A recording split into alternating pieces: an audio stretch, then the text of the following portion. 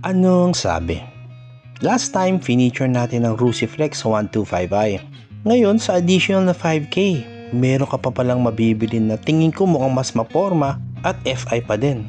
Sulit ba yung additional na 5K?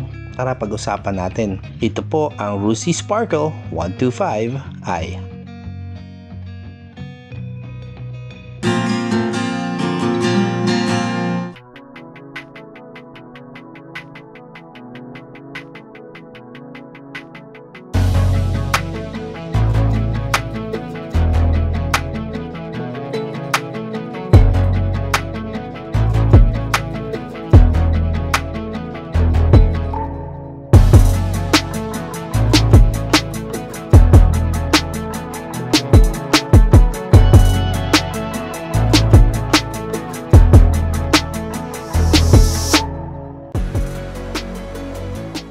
Kung di pa po kayo nagsasubscribe sa channel ko, please do consider subscribing and hit that like button. Maraming salamat po. Na-feature ko po sa last video natin yung Flex 125i ni Rusi. Hindi ko rin maiwasan na di mapansin ang ganda ang datingan nitong motor na to. Magkatabi lang po kasi sila. Glossy white ang kulay niya, yung design ng decals niya, ang laki na naigaganda sa motor. All LED ang mga ilaw at kita naman kung saan inspired yung motor na to, design wise. Tingin ko nga para po siyang pinagsamang click na version 1 at yung version ngayon. Yun ang dating po niya sa akin. Gusto ko po sa part ng motor na to yung itong banda ng DRL. Yung po sa ilaw na yan, yung design accent na ginawa nila dyan. Na in a way, nagbibigay din siya ng difference na hindi purong katulad lang siya ng motor kung saan siya inspired. Nakakatuwa dahil bagay talaga sa motor na to yung pangalan niya, Sparkle. Yun ang karakter niya. May halong masungit pero masaya ang design niya. Mostly dahil lang sa makulay na design ng decals na sobrang nagbibigay ng buhay sa motor na to. Kaya okay po sa akin yung kulay, yung decals niya kasi naging malamig po siya sa mata. At nakakatuwa sa mga budget friendly na mga motor. Meron pala sa kanila na talagang pag nakita mo, mapapangiti ka pag pinagmasdan mo lalo. At yun nga po dahil po yan sa kombinasyon ng glossy na paint at decals niya. Yan po ang dating niya. At sa pagkakaalam ko po, lahat ng variants na Sparkle 125i ay gloss ang kulay. Nabanggit ko na nga po, all LED ang mga ilaw niya. Nakasubsob po mostly ang overall look niya.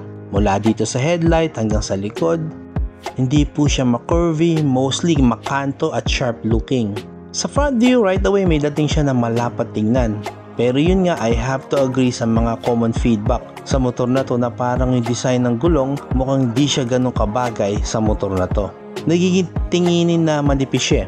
At yun nga sa design po ng alloy wheels.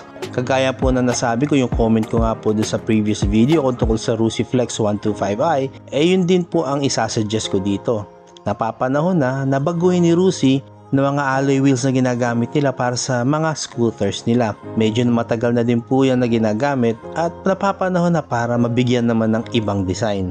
Well, naintindihan naman po natin syempre kung saan po makaka-cut ng cost si Rusi para maibigay nila yung the best value for your money.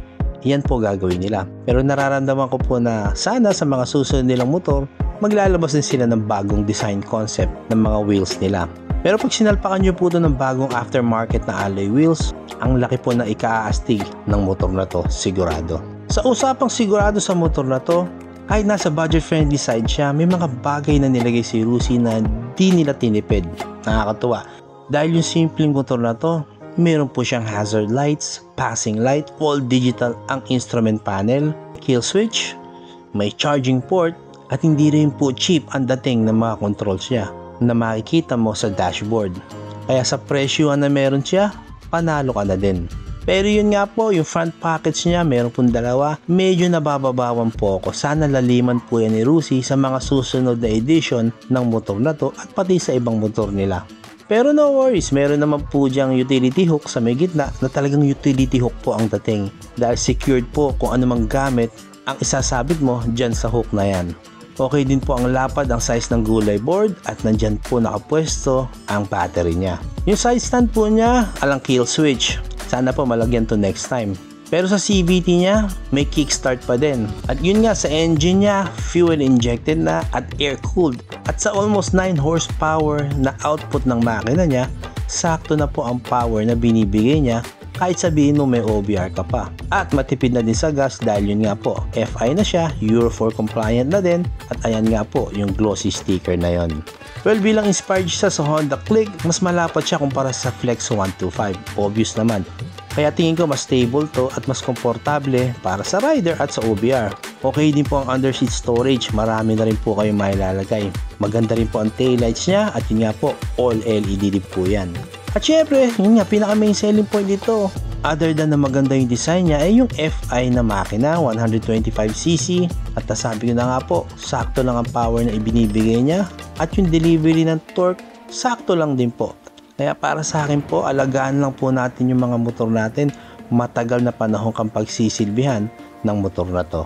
Nakakatuwa na nagfo-focus si Rusi na upgrade sa FI ang mga bago nilang labas na motor.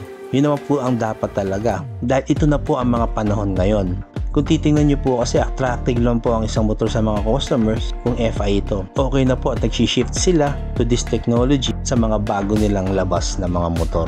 At sa usapang mga bagong labas na motor ni Rusi, dito po sa Rusi Manggahan Pasig Branch, ito po ang SRP ng Sparkle 125i, mga terms at down payment. Kaya pasyal na po kayo dito para makapag-inquire kung interesado po kayo sa Sparkle 125i.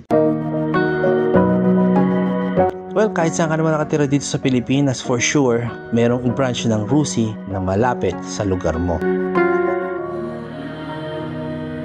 Sa pagtatapos, for 65k, sulit bang bili ng motor na to? Well, dahil sa FI siya at attractive ang look niya, ito talaga ang sakto, ang price sa value na maibibigay niya sa'yo. In a way, win-win situation para sa'yo bilang customer. Kasi panalo ka na po dito sa service na ibibigay niya sa'yo araw-araw. And as always, kahit anong motor pa yan, dapat alagaan, i-maintain na maayos, lalo na po sa mga motor na nasa budget-friendly side, kasi dapat po talagang bigyan sila ng extra care para mas tumagal. Pero bottom line is, 65k, sulit na sa motor na to. Sakto pang service araw-araw, malaking tulong para sa'yo, di aaray ang bulsa mo. Ito po ang bagong Rusi Sparkle 125i. If you found some value in this video, please do consider subscribing and hit that like button. Maraming salamat po. Ride safe. I'll see you on the next one.